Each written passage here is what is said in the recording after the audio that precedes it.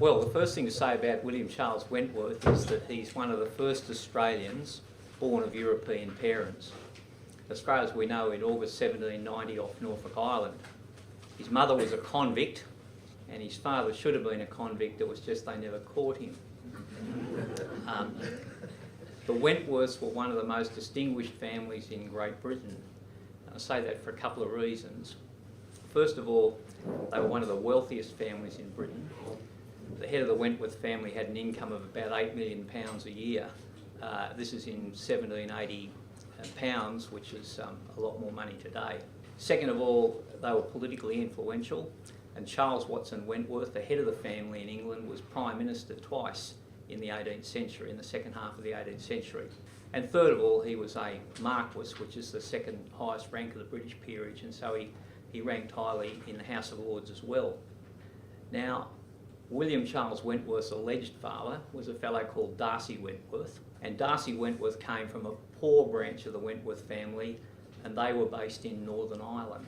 I think they probably went over there in Cromwell's time during the English Civil War, and Darcy's father was an innkeeper in Portadown.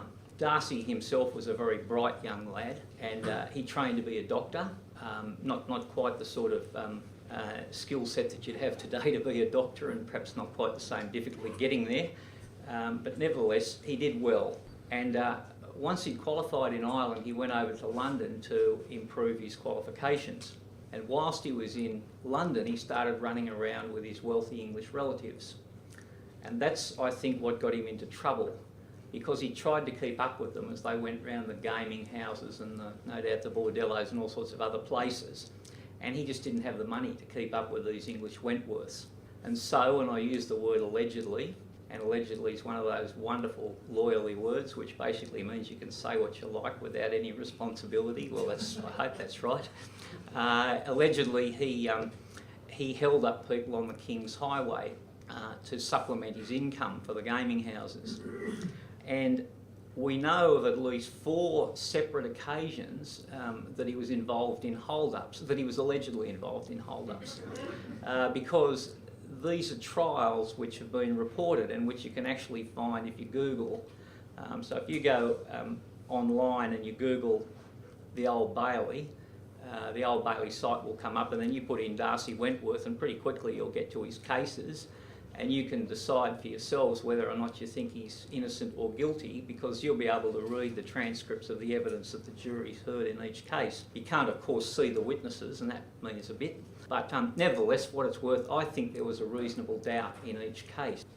Anyway, after the 4th occasion on which he'd appeared before a judge and gotten off, the judge looked at him and said, "Mr. Wentworth, I think it would be an idea if you went to New South Wales on your own steam before we send you there in chains." And so he got on a Second Fleet transport, the Neptune, as a free man right at the end of December 1789. Now, some of you probably know the Neptune was the worst convict transport ever to come here. It had the highest death rate per person on board, and we know that because the convict vessels and their death rates and so forth are pretty well known, and this was the absolute worst. But he was coming as a free passenger. Also on board was a young girl called Catherine Crowley. She was 17. She'd been convicted and sentenced to transportation for stealing linen from her employer up in Newcastle in, I think it's northern England. And she was with a number of other convict women on what was a hell ship.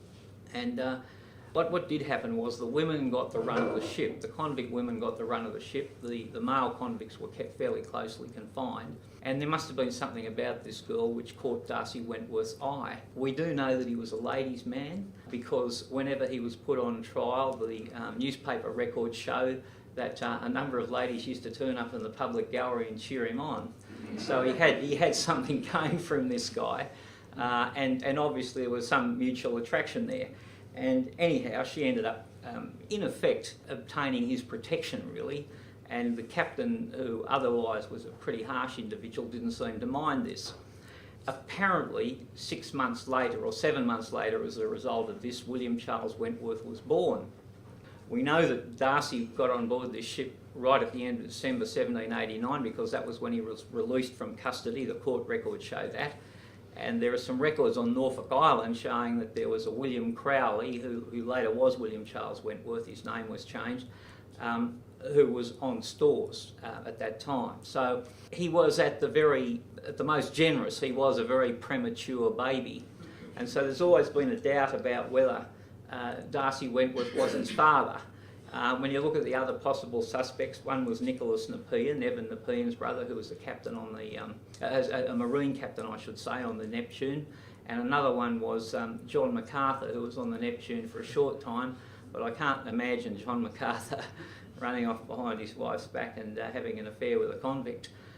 So I do think that Darcy Wentworth was probably the father, and certainly from the descriptions of the two of them in later life, there's, to me, an unmistakable resemblance in many ways.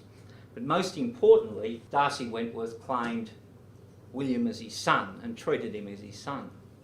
So they got to Sydney on the Second Fleet, which was a hell fleet, and just to tell you or show you it really demonstrates how bad it was. Catherine Crowley came ashore about 8 months pregnant, and she was considered fit enough to go on to Norfolk Island, because the fittest of the convicts on the Second Fleet were being sent straight to Norfolk Island, where it was considered they'd have a better chance with food and supplies out there. So that gives you an idea of what the rest of what the people who weren't fit enough to go to Norfolk Island were really like. And there are records of them just laid out on what even then seems to have been a grassy slope down about where the Museum of Contemporary Art is these days. Just people laid out all over the place, dead and dying. So they went to Norfolk Island, and Darcy Wentworth was there as a surgeon, and he was there as a convict overseer. And then they came back here in the mid-1790s and ended up out at Parramatta, where Darcy was again the assistant surgeon. Then in 1800, Catherine Crowley died. We don't quite know why. She was still a very young woman. She'd given birth to 2 other sons by this time, and Darcy found himself with 3 young boys. In 1802, when Wentworth was 12, he and his next youngest son, Darcy Jr., got sent off to England to be educated. Darcy was an entrepreneur and a risk taker, and the sort of risks he'd taken to hold up people on the King's Highway, he'd used out here to better himself by getting the exclusive rights to deal in rum and things like that. This was basically Darcy's forte. He was a real wheeler and dealer and got on with successive governors, and he was charming and all the rest of it, and made a lot of money. So these boys went to England to be educated, and I sort of always take a little bit of time to take this in. They went, today you would call them unaccompanied children.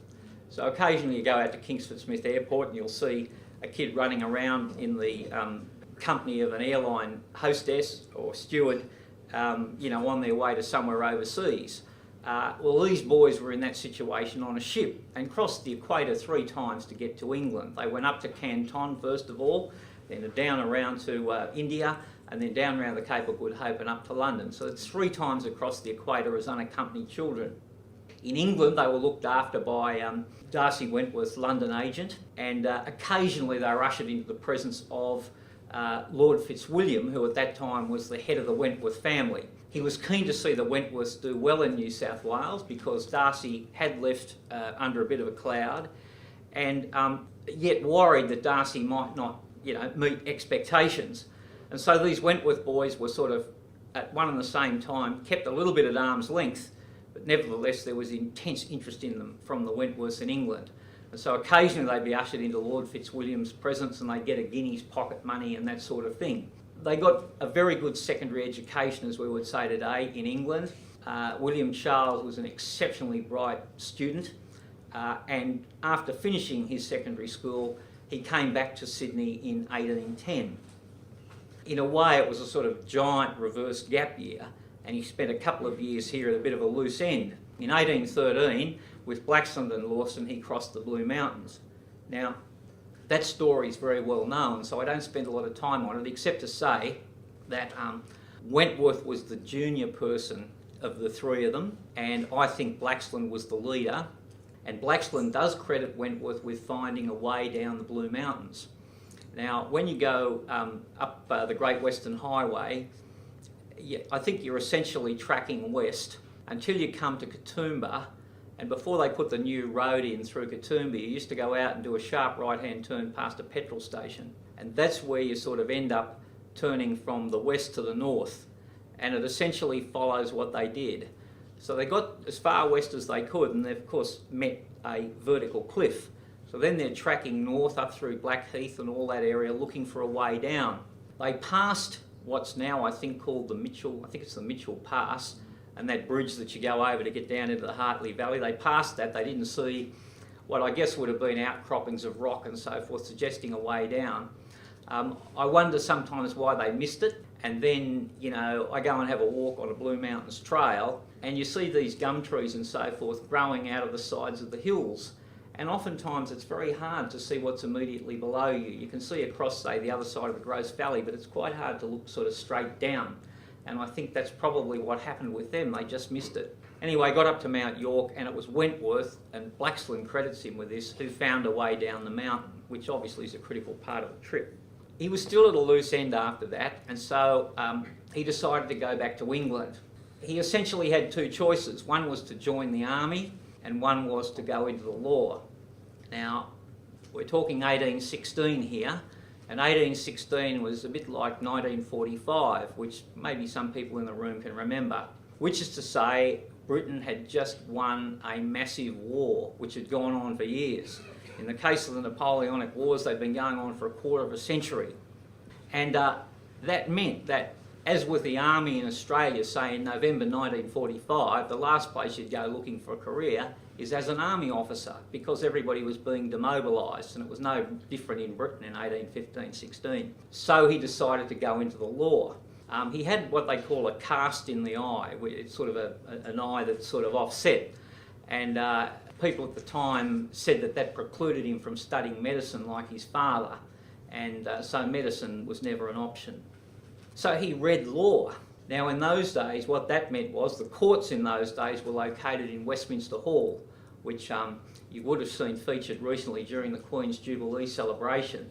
It's a wonderful, massive structure built in the time of William Rufus, William the Conqueror's son. It's almost 1,000 years old now, and the courts were in that giant hall.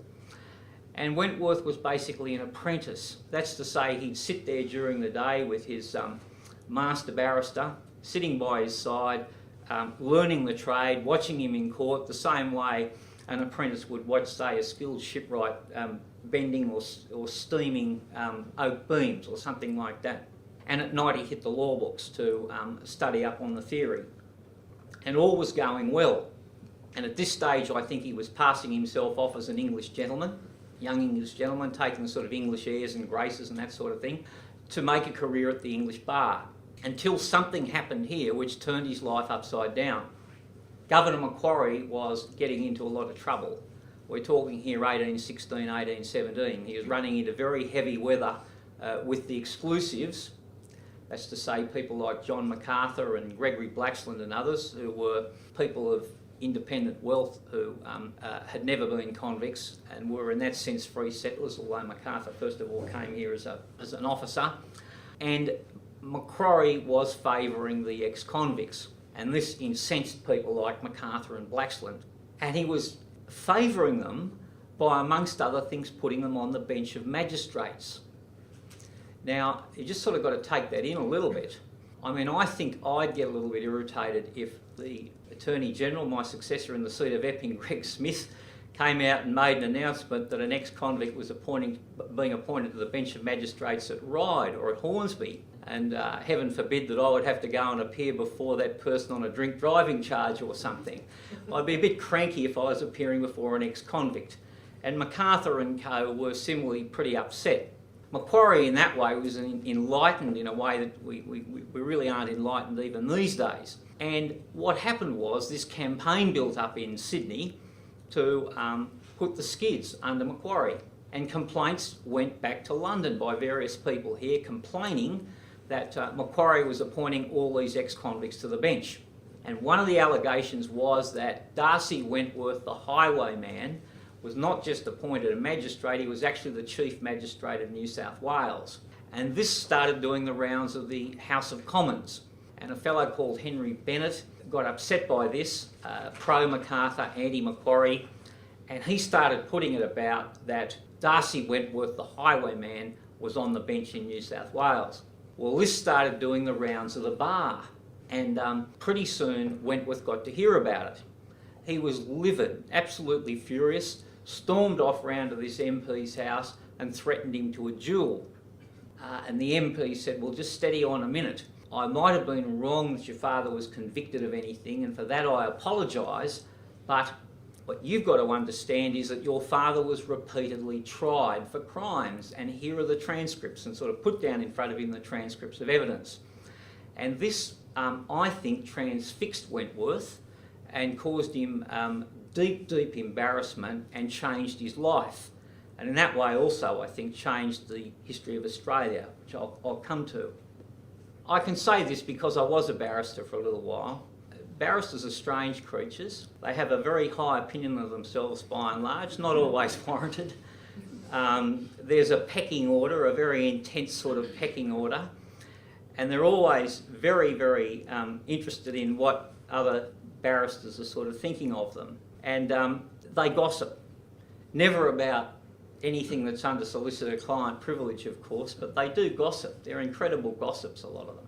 And so I just have in my mind's eye this picture of Wentworth trying to pass himself off as this young up-and-coming English barrister, trying to put as much distance between him and this convict colony as possible. And all of a sudden, every barrister's sort of saying around the courts at Westminster, oh, he's one of those Wentworths. Because, of course, some of the most senior people at the criminal bar would have appeared for his father, not once, but probably repeatedly. And so he was humiliated by this. He nevertheless stuck it out, got admitted to the bar, and then promptly decided to cut and run and come back to New South Wales, which is what he did. He came back with a fellow called Wardell, Robert Wardell, who was also a barrister, but more importantly the editor of a paper in London, and they came on the same ship. And on the way they stopped at Tenerife to resupply, and Wentworth and Wardell went ashore and ordered a number of cartons of dark brown beer. Then the captain gave the signal, all aboard or something or other, and they all raced back to the ship, but the beer hadn't cleared customs. And so Wentworth and Wardell were sort of standing over the stern rail as the captain sort of gave the order to hoist the sail and raise the anchor and all this sort of thing, and he wouldn't wait for the beer to clear customs. And so they had to stand sort of watching this beer receding in the distance going off in the sun, and they got pretty angry. And as the voyage progressed, things got worse. The cabins leaked, the food went off, and one thing and another, and they got to Sydney pretty cranky. So the first thing they did was to get admitted as barristers in the new Supreme Court here. There was a new Chief Justice, a fellow called Francis Forbes, and then they immediately turned around and sued the owner of the ship that had brought them here for a lousy voyage. And they won 80 guineas damages. So it was a sign to all the world, or at least all of Sydney, that these two new barristers, they were really the first practising barristers in New South Wales, that they meant business. The next thing they did was to set up the first independent newspaper in the colony. There had been a paper called the Gazette, which had been running, I think, from 1803, but it was a heavily censored government paper. And they just set up a paper called The Australian, about 140 years before Rupert Murdoch thought of the idea. And Governor Brisbane, who had replaced Macquarie, in his wisdom, let the paper run, so to speak. He just let them produce it. And they became very assertive and started running a campaign. And this is where Wentworth, I think, his great contribution to Australian history starts to emerge. They campaigned for a number of things: trial by jury, a free press, an elected parliament, I should say, and responsible government. And they were the great things that Wentworth campaigned for and ultimately achieved. All of these things, by the way, were things that followed like night day in most British colonies, but not here because this place was a penal colony. Initially, Brisbane, being an enlightened fellow, let them have their say, and then he went home and things changed under his successor.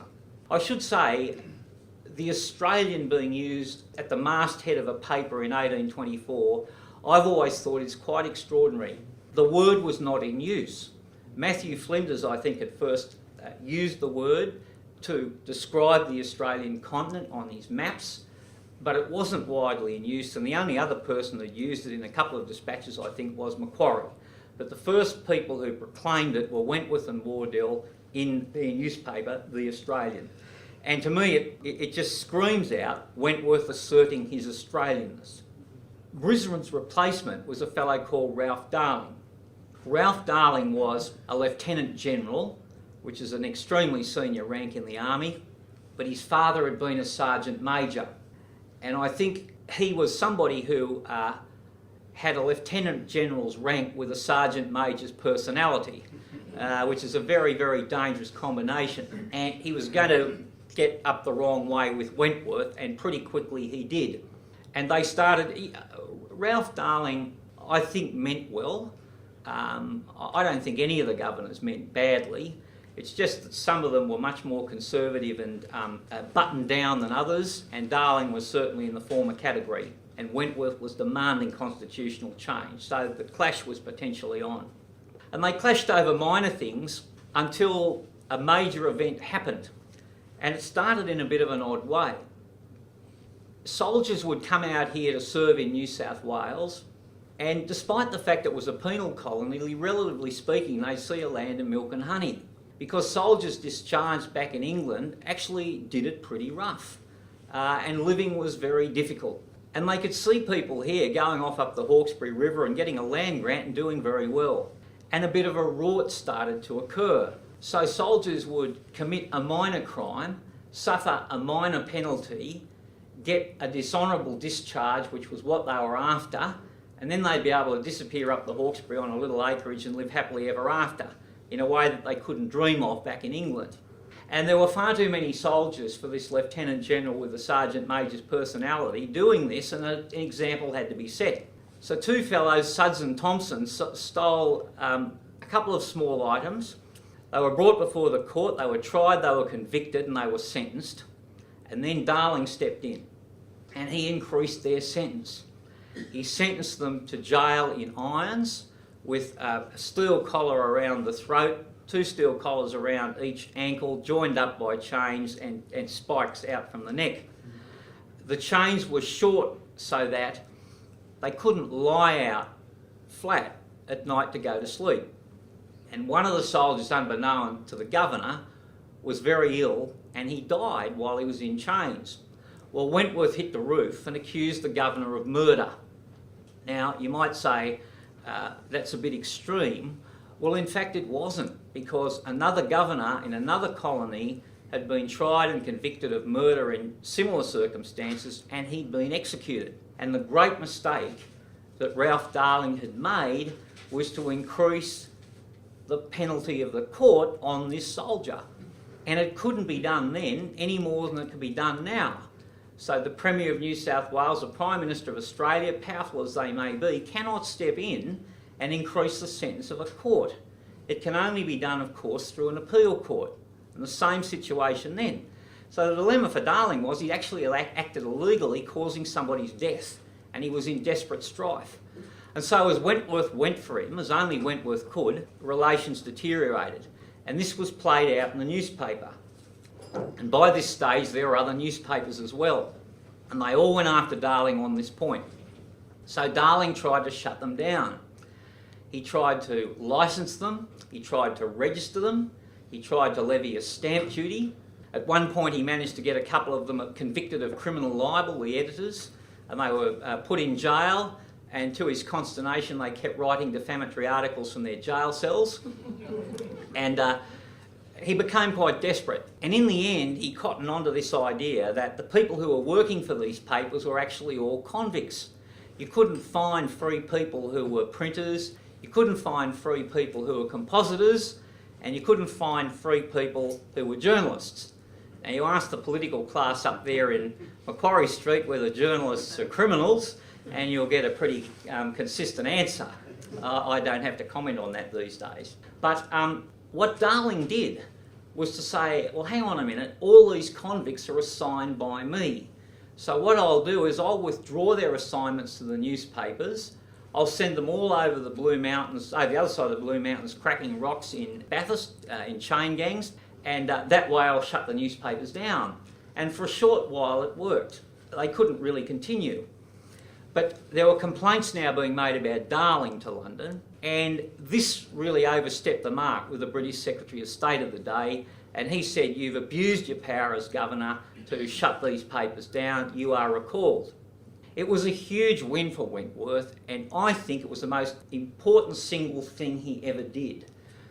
What I'm saying in another way is that it's from that time in 1831 that I think we've had a free press in this country. And I think it's the most single important constitutional check and balance on political power that we have. And I can sort of say that from 19 years in the Parliament, where I know that despite the ICAC, the courts, the Auditor General, the Ombudsman and all sorts of other worthy bodies, the one mob that will make a politician pull up more quickly and more sharply than any other is a press article and a sustained press campaign on some particular point. It is very, very harsh, blunt at times, but it's very effective. And you might say today one of the disturbing developments I think going on right now is the way the Herald is now under great pressure. And I think if Wentworth were alive today, he'd be absolutely horrified. Not that I think there's anything anybody can do about it. But that was his greatest legacy.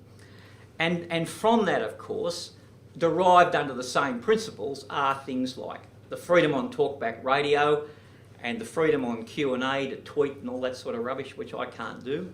But you know what I mean. And all that is derived out of the same principles from 1831. When Darling was recalled, Wentworth decided to have a party. He thought there was something to celebrate, so he put an ad in the paper, as the lawyers say, an ad to all the world, an open ad to all the world. Come to my place, Vaucluse House, by this stage, and enjoy free beer, free gin. We know this because it was in the ad. Gin seemed to be the big tipple of the day.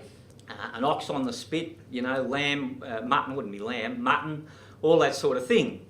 And so on the appointed day, which was the day of poor old Darling's departure, by the way, nobody who went to his party could even utter the word Darling in the context of the governor. It was a sort of a contradiction in terms, his name and the man they knew. And so about 4,000 of them turned up at Vaucluse House. And Wentworth, who was a huge man, his wife's biographer says he stood about 6'5". I've never been able to get the precise measurements, but she's pretty confident about that. So a giant, a massive physical shape as well as just being tall. Booming voice, we know that from descriptions. Flaming red hair and a temper to match. As these people started to knock off the gin, particularly, the party degenerated, and not even the massive Wentworth could control them. And so Ralph Darling, meanwhile, is trying to leave Sydney Cove with still no circular quay at this time. Rowed out to his boat, anchor up. Word goes round Vaucluse House, he's just about to pass Bradley's Head, and the word passes through the crowd, and as this poor old bloke goes around Bradley's Head, this drunken mob surge forward onto the foreshores of Vaucluse Bay and give him a great Australian farewell. And so he sort of left to sort of sail out the heads with all these sort of epithets of, ringing in his ears. Wentworth settled down after that and went back to the bar until in 1835 his friend Wardell was murdered by bushrangers at Petersham, which was then in the outback. A concept I find very difficult to grasp. I used to go down through Petersham railway station once upon a time. You'd roar through there at 80 kilometres an hour and I couldn't believe it was ever the outback, but it was. And people could be ambushed by bushrangers as Wardell was. It changed Wentworth. He left the bar and he went on the land. And like a lot of people who go on the land, he became very conservative. And he became Joh Bjelke-Petersen conservative. At the same time, though, he was pushing for an elected parliament. Trial by jury, by the way, had come by this stage. I don't talk about that. I unfortunately haven't really got the time. But he'd also pushed for a partially elected parliament, and this came in 1843, and he was one of the first elected members for Sydney at that time in the Legislative Council, partially elected. And then he was pushing for self-government. What do I mean by that? I mean, these things are so much taken for granted today, nobody even thinks about it. In 1843, if you'd ask yourself, who was the Chief Executive of New South Wales, the answer would have been the Governor. So you'd say, Mari Bashir is the Chief Executive of New South Wales. No Premier, no Premier. And what Wentworth was about was getting that executive power transferred to the governor, from the governor to somebody who's responsible to the colonists, who were being taxed but were not having any say in how the money was being spent. Now, these governors were conscientious, but they were ambitious people, and they were always looking to London because, of course, that's where their next job would come from. And so Wentworth wanted them focused on what the colonists wanted. And so that's how the push for self-government came. There was pretty much general agreement on this, and the British weren't really going to stand in their way. They'd learnt their lesson from the Americans. But this great fight developed within New South Wales. And what it all got down to was, if you want the right to vote, to choose who in effect will be the Premier, well, the big question is, who's going to get the right to vote? And the wider the franchise, Wentworth quickly figured out, the less the power of the squatters, of which he'd become one, would be. To put it another way in contemporary terms, it's the fight that still goes on with the National Party, or, dare I say it, the shooters, and in the New South Wales Upper House, for example, and governments of the day. And so Wentworth was trying to maintain power whilst ceding the inevitable that there would be a widespread franchise in the lower house. And like all people who try to run that fight, he retreated pretty quickly to the upper house and decided that the fight would be occurring up there. And he pushed for an aristocracy, a local aristocracy. Who would be in this aristocracy? Well, all his squatting mates. And what happened pretty quickly was, and this is one of the great things I think about the Australian political public, is that Wentworth's idea got ridiculed, which is to say people just laughed it out the back door. And we have this capacity to ridicule politicians. I've been the butt of it on a number of occasions. It's quite unpleasant, I have to say, but very effective. Most other countries don't use it, and I think it's a wonderful weapon. And he was laughed out. So they accused him of wanting to be the Duke of Vaucluse. They accused his mate, James MacArthur, of wanting to be the Earl of Camden. They said that each of them would have rum kegs on their coats of arms. And they said that what they wanted to set up was a bunyip aristocracy. And even Wentworth could sort of figure out this wasn't going to fly. And so he retreated to a compromised position, which was a sort of an appointed upper house. And then he went off to London to push and lobby for this to go through the House of Commons. And it did. It was another one of his great legacies, responsible government, which came in 1856. While he was there, he pushed another idea, which was a confederation of Australia. And he was the first Australian to do that. What he wanted was for representatives of each colonial legislature to come together at a central place from time to time to make laws on intercolonial issues, one of which was lighthouses. And you might say that's an odd sort of thing to be making laws about.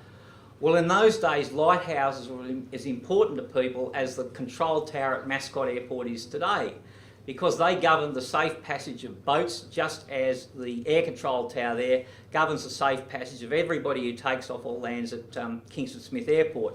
And different colonies had different standards for lighthouses. And it was vitally important to get standardisation so that a ship coming, say, through, what is it down there, Cape Lewin, I think, and then coming across through Albany and then down around the south of Van Diemen's Land as it was, and then up to New South Wales, that all the lighthouses would be showing consistent messages, etc., etc. And this required uniform laws. So that's an idea of one thing that he wanted them to make laws about. The British government said, fine, we're not going to stand in the way of you people the way we stood in the way of the Americans, but you've all got to agree on it. And one of the great tragedies of Wentworth's life, in a way, was having been the spearhead for responsible government, which was then taken up pretty quickly by all the other colonies, he had to stand there and watch them say no, because having just got all this power, the last thing they wanted to do was to give any of it up to a central federal authority. And it was another 40 or 50 years, of course, before federation came into place, and Wentworth didn't live to see it. He came back to Australia briefly, in 1861, 1862, went back to England again and died in 1872.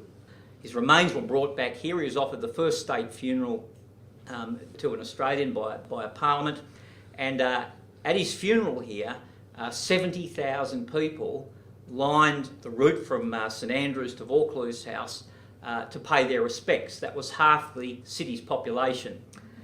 And he remained a very divisive political character, even in death. But I think they turned out in those numbers because they realised that this was the man who'd first displayed an Australian identity to the world, you see. Now, I just want to finish up by trying to tell you a couple of stories about Wentworth to give you an idea of what he was like. First of all, as a barrister. Look, there are a lot of barristers in New South Wales. Somebody told me recently there are now over 2,000 of them. God knows what they do. I don't know how most of them make a living. You probably get by with about 800, I'd say, and then have some change. Anyway, I was a very mediocre barrister, and most barristers are reasonably mediocre, do a reasonable job to a reasonable degree and so forth. If you're in very serious trouble, however, and any one of us could be in very serious trouble, particularly anybody who drives this afternoon, if you're unlucky enough to run into somebody in a car, by definition, you're in very serious trouble. It may not be your fault, but the chances of you being charged are very high, and then you want a top-notch barrister, believe me. And there are only a few people that you'd want to go to, and they share a few things in common. One is they're very knowledgeable in the law. The second is they can read a jury very well and read a judge very well and read their opponent very well. The third is they're very fast on their feet, they're quick-witted, and above all, they're utterly fearless, which is to say they're fearless of their opponent, and they're fearless of the judge, and they're fearless of the government. Now, you'll find barristers may have a combination of those things, but to get all of those things is not common. And there may be only a handful of barristers at any one time who have all those characteristics to the degree required to get you out of a sticky situation. My problem would be if I needed a barrister like that, I couldn't afford to hire one. What I'm trying to say is that's the sort of barrister I think Wentworth was. One of his clients, and we're going back now to 1824, was a fellow called Francis Cox, who made ship's anchors down at Sydney Cove. He came to see Wentworth and he said, "I'm not the client, my young daughter is, but I'm here to speak on her behalf. She's 20, she's been engaged to a fellow called Captain Payne, and he goes away on these voyages and mucks around, we hear, and comes back and promises her everything under the sun and then goes off again and mucks around again. She's remained faithful to him, she's getting sick and tired of this, and she wants satisfaction. What do we do?" So Wentworth said, "Well, we'll sue for breach of promise of marriage." And so the case was brought for breach of promise of marriage, and Captain Payne was represented in the great tradition of the bar by Robert Wardell, Wentworth's great friend, and they appeared against each other in this case. Now, Wentworth put young Sarah in the witness box, and she went through her evidence about how she'd been faithful and blah, blah, blah, and Captain Payne had done all these dreadful things. And there's one thing in the sort of, not exactly pleadings, but in the complaint, which was that Captain Payne had gone off at right angles with a wealthy widow called Mrs. Leverton.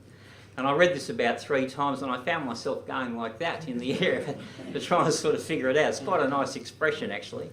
And so anyway, all this evidence was given. And then Wardell puts Payne in the box, and Payne sort of says, "Interesting tack.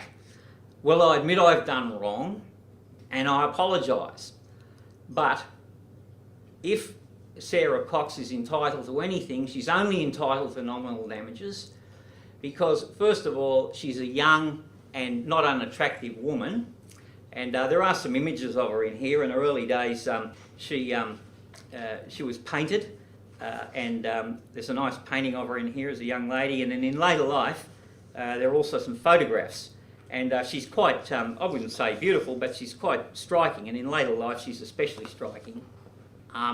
So he had a point to some degree. And the second point he made was because there are 3 men for every woman in this colony, if a lady as attractive as Sarah Cox can't find another husband, she's not trying, and therefore the damages should be nominal. So anyway, Wentworth goes in again and convinces the court, and young Sarah gets 100 guineas in damages. A lot of money. What the court didn't know was, at the time, that Wentworth and young Sarah had started an affair during the case. And as a result of this, 9 months later, their first child, a daughter, was born. Then they started living together. Then another child was born. Then they decided they better get married. And then I think they had 8 other children. And they lived not always happily, because Wentworth was a bit of a naughty boy himself. But they lived until he died 47 years later, and you'd have to say on balance it was a very successful union as these things go. And this is one of the reasons why I think years later, when Government House became a very snooty place, and it hadn't always been a snooty place, but when it did become a snooty place, the Wentworths had a lot of trouble with, sort of, so to speak, what passed for high society in New South Wales. And it was a little bit like, it even happens today to some extent. You know, everybody can remember a very, very notorious court case. You just remember. And perhaps the biggest one of all in our lifetimes that we'll ever see, we just had another reminder of recently, the Lindy Chamberlain case. They're just cases nobody ever forgets. And I think this case of Sarah Cox was a case they never forgot. And that's why later on the Wentworths weren't really welcome at Government House. The other story I wanted to tell was about New Zealand. And we're going forward here now to about 1840 for the main part of this story. New Zealand started its European history a bit differently to New South Wales. James Cook had touched there just before coming to the east coast of Australia in 1770, but New Zealand wasn't settled in the way that New South Wales was in 1788, and it remained a lawless place. And it remained a place where ex-convicts and convicts on the run would go to, whalers, in a sense to some degree pirates really you might say, and other assorted riffraff. And things got out of hand. The Maori tribes were at war with each other, especially North Island versus South Island, and they were arming themselves by trading land for guns and ammunition from these runaway convicts and so forth. And by the late 1830s it was getting very ugly, so much so that some of the Maori chiefs approached the British government representatives and said, we'd like the protection of Queen Victoria in relation to certain guarantees, and to try and stop this bloodshed and just calm things down in a way that we can't do ourselves. So the government said all right, and a naval captain called Hobson was sent out to Sydney to go on to New Zealand to reach a treaty with the Maori tribes. He came here first. By this time the governor was a fellow called Gibbs, got his riding instructions and went on to New Zealand. In 1840, 1841, and this is a great one to remind your New Zealand friends about when they're causing you grief. I've got New Zealand friends who cause me grief. That in 1840, 1841, in British eyes at least, New Zealand was a dependency of New South Wales. New Zealanders hate being told that, by the way. They don't believe it, first of all, and then they hate it when they realise it's in fact correct. So Hobson goes off to the North Island of New Zealand to a place called Waitangi, and in February 1840 signs up essentially the North Island chiefs. The South Island chiefs, meanwhile, come to New South Wales, come to Sydney to sign up with the governor. I think because they were concerned they might be in danger if they tried to go onto the North Island where there'd been these conflicts. So they came to see Governor Gibbs at the old Government House. Where are we? Somewhere around here, down there somewhere. I think, yeah, down there. And he said, I'll have these deeds ready for you in a couple of days. Here are a couple of guineas each. Go and enjoy yourselves, and come back and they'll be ready to sign. So they wouldn't have gone to King's Cross in those days, they probably would have gone to the Rocks, I think. A couple of days later, the governor's waiting for them to come back to Government House. Nothing happens. Finally, one of the aides has the courage to say, when the governor asks, well, Your Excellency, they're not coming. He says, what do you mean they're not coming? Well, they've been down to Mr. Wentworth's legal office and he's given them some advice. And the advice is that your deal is not good enough. And he's offered them a better deal. And the governor said, what do you mean? And the aide said, well, Mr. Wentworth and his friend John Jones, the ship's captain who brought the Maori chiefs over, they bought the South Island of New Zealand from these Maori chiefs. well, Governor Gibbs, I should say, that's the deed whereby Wentworth and John Jones bought the South Island of New Zealand, and all the Maori chiefs signed with their moko, which is a part of their Maori tattoo, an identifying part of their tattoo, which is their signature. Now, I had this document taken out of the Mitchell Library safe and had a good look at it, You can write a good book. If you get a chapter like this wrong, it goes straight into the pulping machine when somebody finds out. So I actually went to Wellington, and they've got a counterpart deed in Wellington in the Turnbull Library, which is a wonderful library. If you go to Wellington, you should go and have a look if you haven't already. They've got the counterpart deed. It is a true story. Gipps, who wanted to next be Governor-General of Canada, worried about what the British government thought of him, realised he wouldn't even get to be Governor of Newgate Jail if this deed remained in force. So he set about knocking it over. And he called the Legislative Council together. Remember I said 1840, so we're back before an elected legislature. They were all appointees, and basically they did what he wanted, which was to retrospectively legislate this deed out of existence. Now, some judges I've told, Wentworth's defence I should say by the way was, well, just a minute, you've treated these Maoris very differently to the Aborigines. Your predecessors never recognised Aboriginal title, but what you've done with the Treaty of Waitangi is to recognise Maori land title. So I got in first with my deed on the South Island, and it's first in, best dressed, finders keepers, all those other cliches. Good night, I've prevailed. This just made Gipps angrier, and in the end he passed legislation to declare this deed null and void. And the judges I've spoken to about this say that Wentworth had a good case, they think, to go further. That in effect Gipps had acted illegally and he couldn't purport to do what he did, even under the law of those days. Now just very briefly and finally, Wentworth the man, physically, I said he was 6'5", according to Carol Liston, I don't dispute that. Massive booming voice, grating sort of accent, sharp-witted, able to turn interjectors around at public meetings. We know that because there are transcripts of meetings with the actual interjections back and forth and stuff. But to get to the essence of it and try to write about this guy, you sort of think, well, who would he be like? Well, we know from what Sir Henry Parkes wrote, who was one of his great contemporaries, that there was nobody like Wentworth in his own day. There were great men, and regrettably all the people in public life in those days were men, and some very, very talented. One later became the Home Secretary and Chancellor of the Exchequer of a British government, believe it or not, a guy called Robert Lowe, who'd been in the Labor Parliament here. Even the likes of him and Parkes himself, they all said Wentworth stood head and shoulders above us.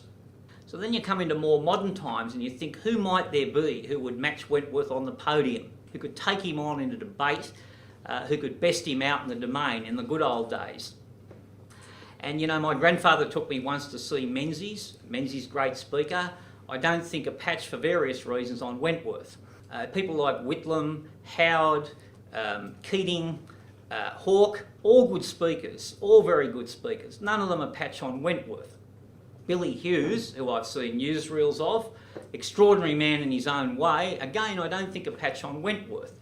There's only one fellow I've ever seen or know of who I think might match him. Long time ago I went to Sydney Grammar, and we're all 15, 16-year-olds. I only remember two things at Grammar. I never left my name on an honour roll. It was always scratched under the desk. That sort of contribution. And I only remember two things at Grammar. One was going to watch the Armstrong and Aldrin landing on the moon, and the other was to watch a guest speaker.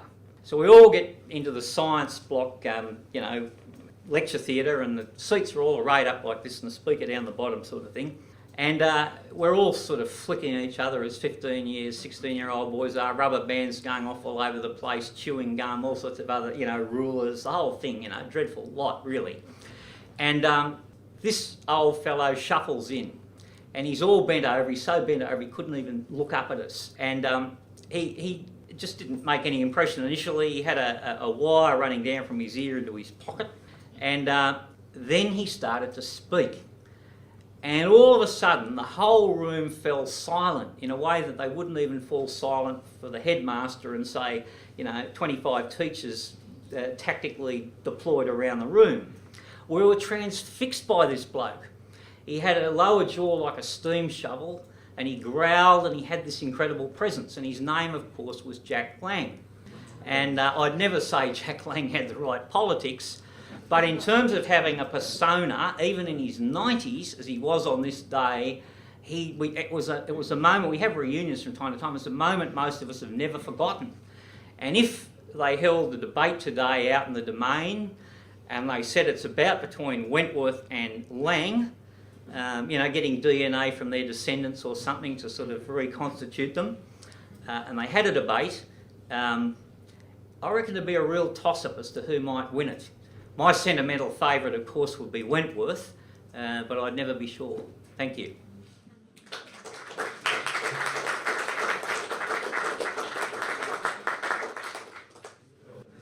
I sort of finished what I was going to say, so I don't know if there are any questions.